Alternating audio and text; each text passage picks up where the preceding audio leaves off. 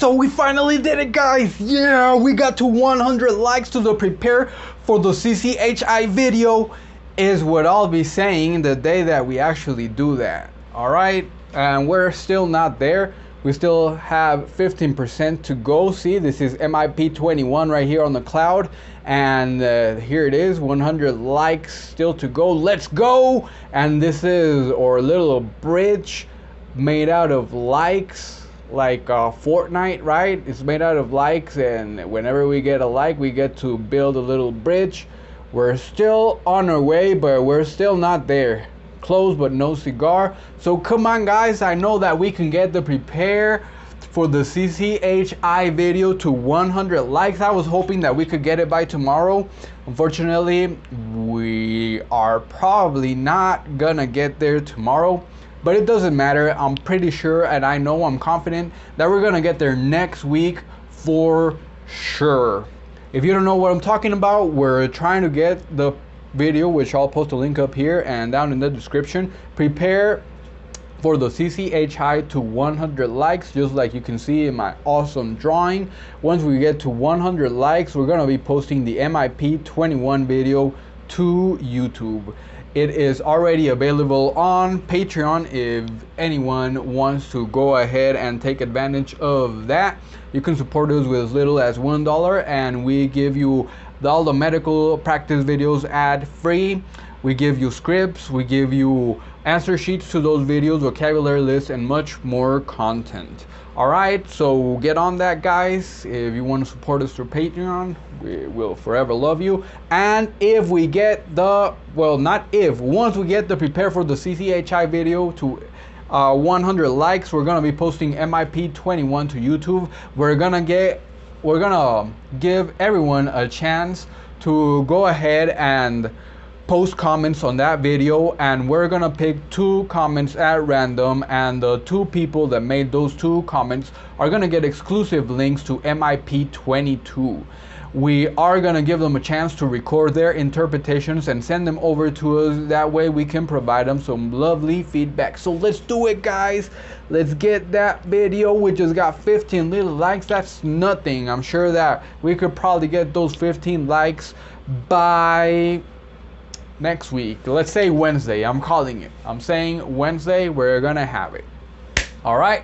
So let's get started today. Hello and welcome to Unwind Sessions, where right after my shift I give the highlights of my workday and answer any questions that might have been asked at a previous session. My name is Juan. I am an English, Spanish, medical video remote consecutive interpreter with over 4 years of experience. Today is Thursday, 19/20/21, and today I took a total of, drum roll, 20 sessions. That's right, 20 sessions. I was just as surprised as you. 20 sessions, but then I really thought about it, and yeah, there were some pretty long sessions. I was in a session for like an hour and a half. It was a video session, but fortunately most of the time was just waiting. There were like another couple of sessions that I was waiting, so yeah, 20 makes sense, I guess. Yes, but it sure feels like a whole lot more when you're actually there interpreting. But it was 20. That's what the computer says.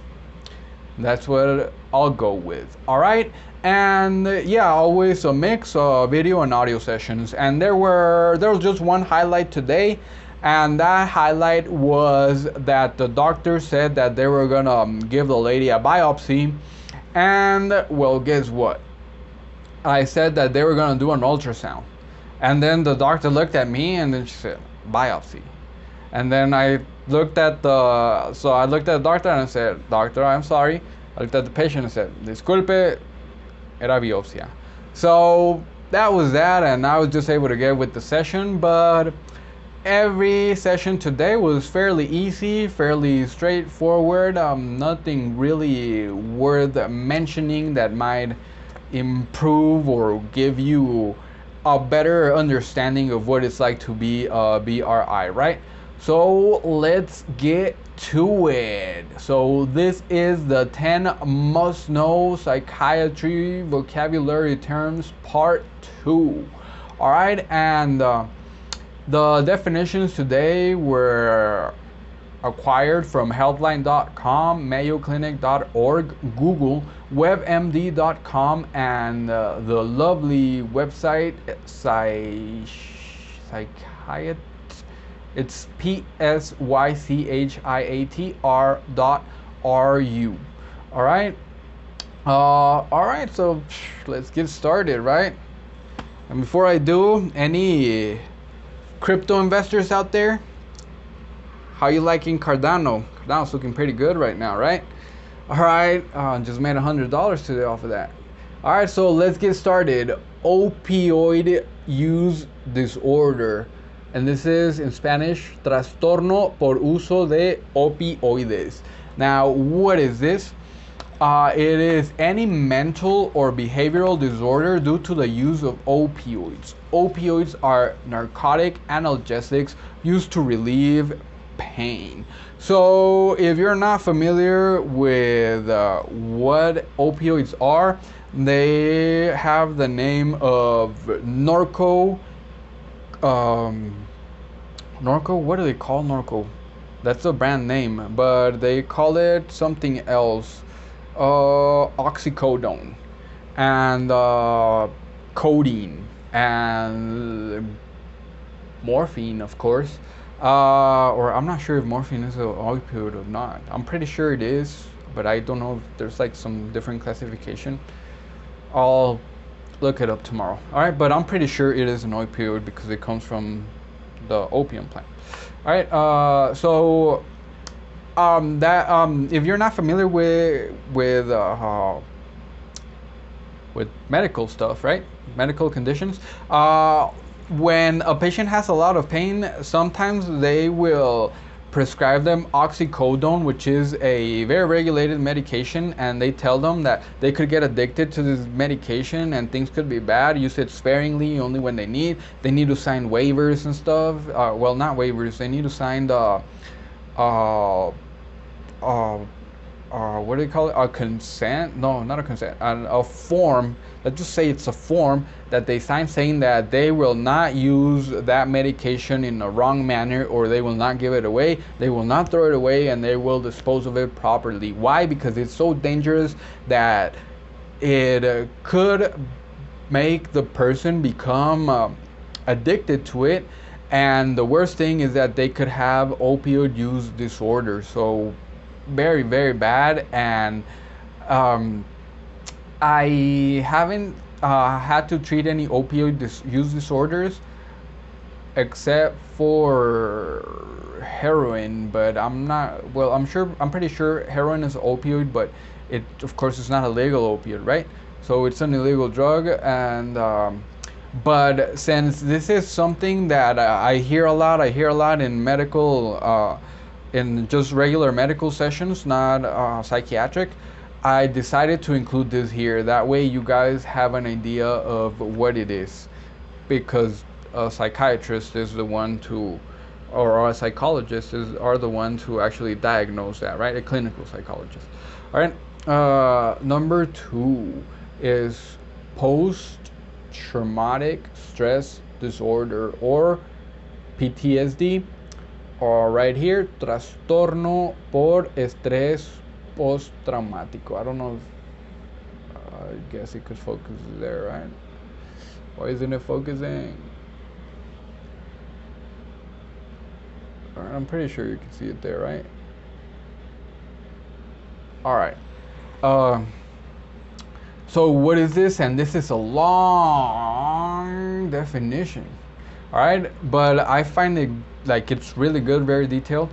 A delayed or protracted response to a stressful event or situation of either brief or long duration of an exceptionally threatening or catastrophic nature, which is likely to cause a pervasive distress in almost anyone. Predisposing factors such as personality traits, or previous history of neurotic illnesses may lower the threshold for the development of the syndrome or aggravate its course, but they are neither necessary nor sufficient to explain its occurrence. Typical features include episodes of repeated reliving of the trauma in intrusive memories, flashbacks, dreams, nightmares occurring against persisting background of a sense of numbness and emotional blunting, detachment from other people, unresponsiveness to surroundings, anhedonia, I don't know what that is, and avoidance of activities and situations reminiscent of the trauma. There is usually a state of autonomic hyperarousal with hypervigilance and enhanced star-tie reaction and insomnia. Anxiety and depression are commonly associated with the symptoms and signs, and suicidal ideation is not infrequent. The onset follows the trauma, which is latency period, which may range from a few weeks to months. The course is fluctuating, but recovery can be expected in the majority of cases. In a small portion of individuals, the condition may follow a chronic course over many years, with eventual transition to an enduring personality change. All right, so one example that I can tell you of PTSD is, for example, the soldiers, right? They are sent off to war, and then some of them might have PTSD, and then when they come back, they might hear a loud noise or a car backfiring, right? And they think they're getting shot at, and you'll see them like just reenact or just have flashbacks, right? That's bad. I also had a very mild form of this when I got mugged. After getting mugged a few weeks, 2, 3, 4 weeks, I thought everybody wanted to mug me. Of course, it's like a natural reaction, right? But that was very mild. It can be chronic, like the definition says. Like sometimes, and for the most part, everyone with this will be okay. But like it says, there's a very tiny fraction of individuals which will have this for a very, very long time. And I mean, just having a mild condition, and I'm pretty sure maybe a lot of us have experienced that, right? Something bad happens, and then, like, for example, you fall off a bike very bad, and then you don't want to get on the bike again. Every time you see a bike or you touch a bike, you get flashbacks, right? So, but of course, like, it's very mild, and then afterwards, it just fades away into your mind, right? But it can become bad that you need medication and you need to go see a psychiatrist, psychologist, or just mental health provider. All right, let's get to number 3, and that's schizophrenia. Schizophrenia in Spanish. It's focusing pretty good, I guess. Alright, and what is schizophrenia? Get ready for another long definition as well. A disorder characterized in general by fundamental and characteristic distortions of thinking and perception, and effects that are inappropriate and blunted. Clear consciousness and intellectual capacity are usually maintained, although certain cognitive deficits may evolve in the course of time. The disturbance involves the most basic functions that give the normal person a feeling of individuality, uniqueness, and self-direction. The most intimate thoughts, feelings, and acts are often felt to be known or shared by others, and explanatory delusions may develop. Explanatory delusions may develop to the effect that natural or supernatural forces are at work to influence the afflicted individual's thoughts and actions in ways that are often bizarre. Although no strictly pathognomic symptoms can be identified, the most important psychopathological phenomena include thought echo, thought insertion and withdrawal, thought broadcasting, delusional perception and delusions of control, influence or passivity, hallucinatory voices commenting on or discussing the patient in the third person, disorders in the train of thought, catalonia, and negative symptoms. The course of schizophrenia can be continuous or episodic with progressive or stable deficit following the episodes, or consist of one or more episodes with complete remissions. All right, so schizophrenia is pretty much a condition in which the person is completely detached from reality, right? His cognitive, he can still have cognitive abilities and everything, like his reasoning and everything could be correct, but everything like he sees is much more different. Like it says, it's very, very, it covers many things. For example, hearing voices, right? Seeing things that are not there, hallucinations, and it's just pretty much. I think that, for example, me, whenever I think somebody's crazy, it automatically I think schizophrenia. I think that schizophrenia is like the go-to mental condition, right? That we think about when someone, when they say someone's crazy, someone's lost it. For the most part, you're schizophrenia, right? Maybe it can't be. There's a lot of things that can happen.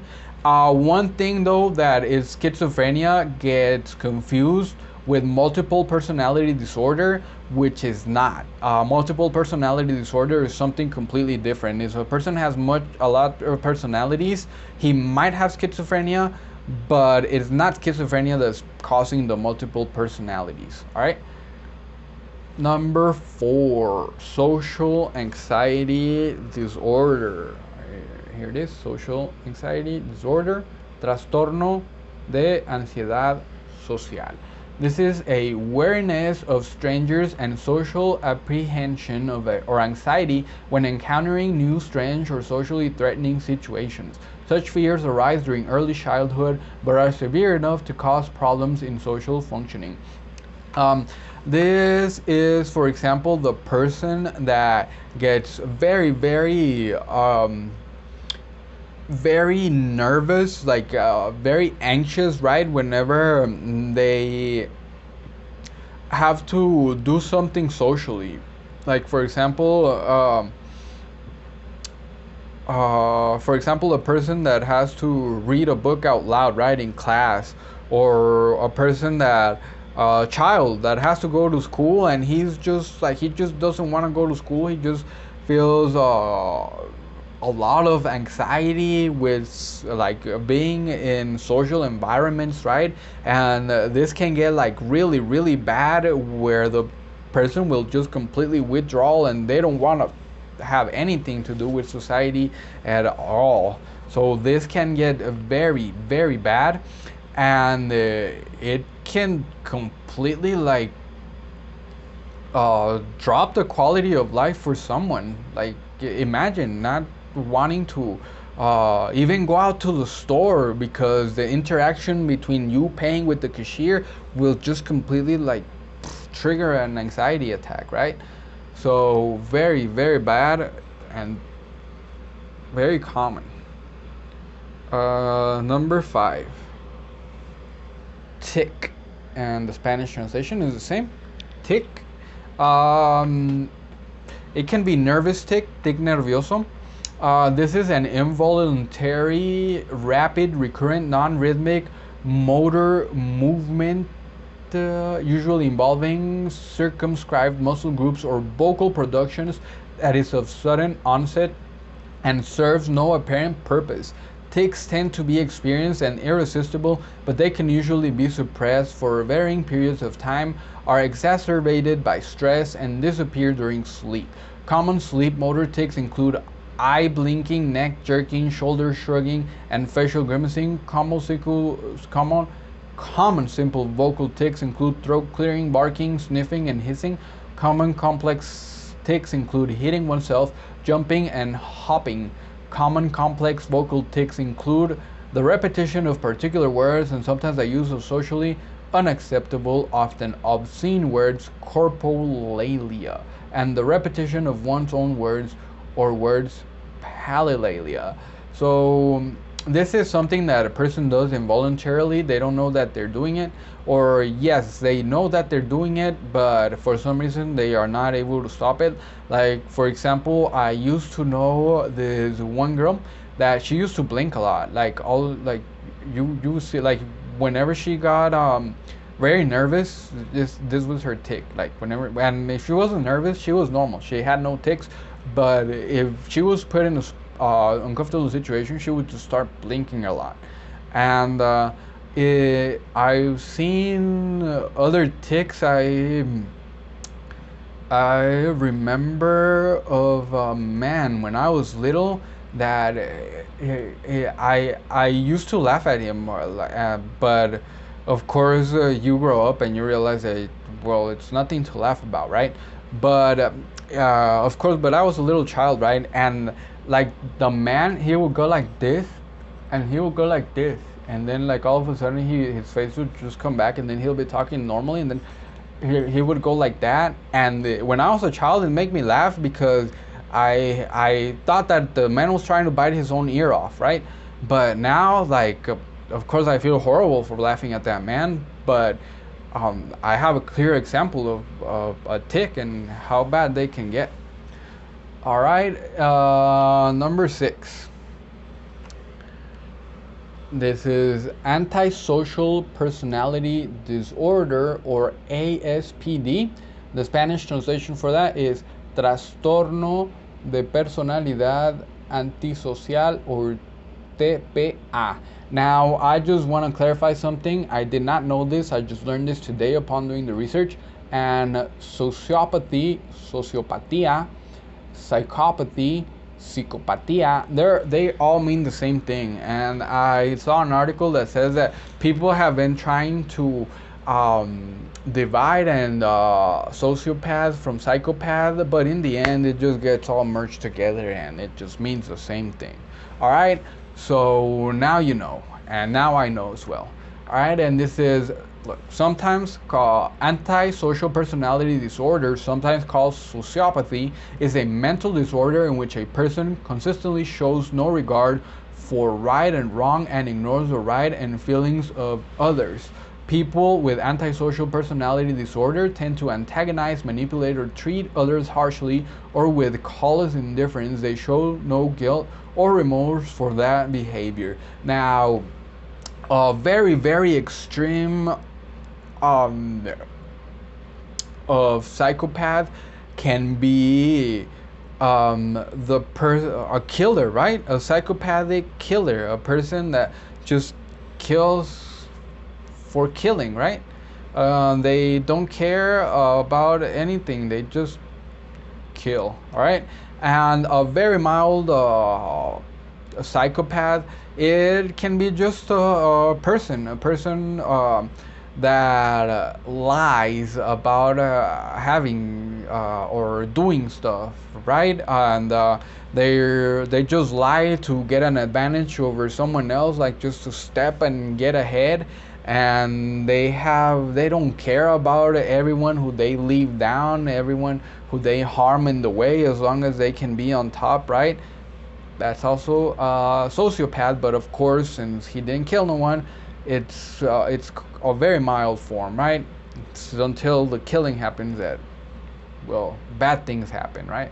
But bad things can happen, all right? Quote me on that. Bad things happen even if no killing is involved. That's what I meant to say. Number 7, trastorno or anxiety disorder. This is trastorno de ansiedad. Now, this is generalized, and the definition for this is anxiety that is generalized and persistent, but not restricted to or even strongly predominant in any particular environment or circumstances. Free-floating. The dominant symptoms are variable, but include complaints of persistent nervousness, trembling, muscular tension, sweating, lightheadedness, palpitations, dizziness, and epigastric discomfort. That felt like a medicine ad, right? Fears that the patient or a relative will shortly become ill or have an accident are often expressed. So, anxiety disorder is like an anxiety that is just present. There doesn't really seem to be like a real reason for it to be present. Of course, most of the time there is, but there doesn't necessarily need to be a reason for this to be present. but it's just like a person, like it says, sweating, very nervous, trembling all the time. Um, it's it Of course, like in social anxiety, like I mentioned before, anxiety is the predominant thing, but there is a cause, right, for that anxiety, and that is that you don't want to be around people, you don't want to be social, right? But this anxiety disorder does not necessarily need to have anxiety. There's a lot of types of anxiety, but this is like just general anxiety disorder. So it's like extreme nervousness, and there's no explanation why. All right, or there could be an explanation why as well. All right, number 8. Sleepwalking. Somnambulism is a synonym for that, and in Spanish is sonambulismo. What is this? It's a state of altered consciousness in which phenomena of sleep and wakefulness are combined. During an episode, the sleepwalker rises from bed, usually during the first, third, or nocturnal sleep, and walks about, exhibiting low levels of awareness, reactivity, and motor skill. Usually there is no recall or event upon awakening. Alright, so I'm pretty sure we're all familiar with what sleepwalking is, but if it's not, sleepwalking is pretty much a person that falls asleep and then all of a sudden they wake up and they just do stuff like if they were awake, like they're normal and stuff, but they are completely asleep. And once they wake up, they have no idea of what they did. And I believe there was a really good channel on YouTube about this, about a lady that suffers from this, and she has cameras all over her home. So she shows her stories and the things that she does. Like, for example, like she gets up at night and just attacks her fridge, or she gets up at night and then just arranges all of her pots and just weird stuff like that. And well, like, they haven't been able to fix her sleepwalking, and what they decided to do was just like to lock up very well and just put the cameras to see what she does. All right, moving on. Number 9, senile. This is having or showing the weakness or diseases of old age, especially a loss of mental faculties. Now, senile means just like deteriorating, especially in your mental functions because of old age. You could have senile dementia, which we mentioned is dementia that is brought on because of old age. If the person wasn't old, he would completely be well. So there's a lot of things that can go wrong once you start to become senile, right? Yeah, everything just starts going downhill from there, and we're all gonna get there sometime, hopefully. I really hope that everyone watching this video can get to an old age if they want to. I know I do. I don't know why, but I think it'd be nice to live to be old, maybe to see my children and my grandchildren grow, right? But yeah, nothing's guaranteed in this life, right? We can only hope. All right, let's get to number 10, and that is psychosis or psychosis. And I learned this today as well. Psychosis is it's a condition that affects the way your brain processes information. It causes you to lose touch with reality. You might see, hear, or believe things that aren't real. Psychosis is a symptom, not an illness. It can be triggered by a mental illness, a physical injury or illness, substance abuse, or extreme stress or trauma. All right, so psychosis is pretty much a lot of the things that you feel when you have schizophrenia. Remember schizophrenia? I just told you what it was. So psychosis are symptoms of schizophrenia, but psychosis itself is not a disease, it's a symptom. The disease would be schizophrenia, and psychosis is just that, the hallucinations, the separation from reality, believing in things that are not real. All of that stuff is psychosis. All right, and there's certain, like it said, certain drugs can give you a psychotic state, and illnesses and stuff like that. So I learned this today, and I was surprised. I thought psychosis was a condition, but it's a symptom. So that's why I love. That's why I was gonna say I love being an interpreter, but I don't know. I really like it, but I can't say that I love it. So that's something that I learned today, and after being an interpreter, I've been learning a lot of things, and I love language. So definitely, I do love language. So I guess I can say I love interpreting, right?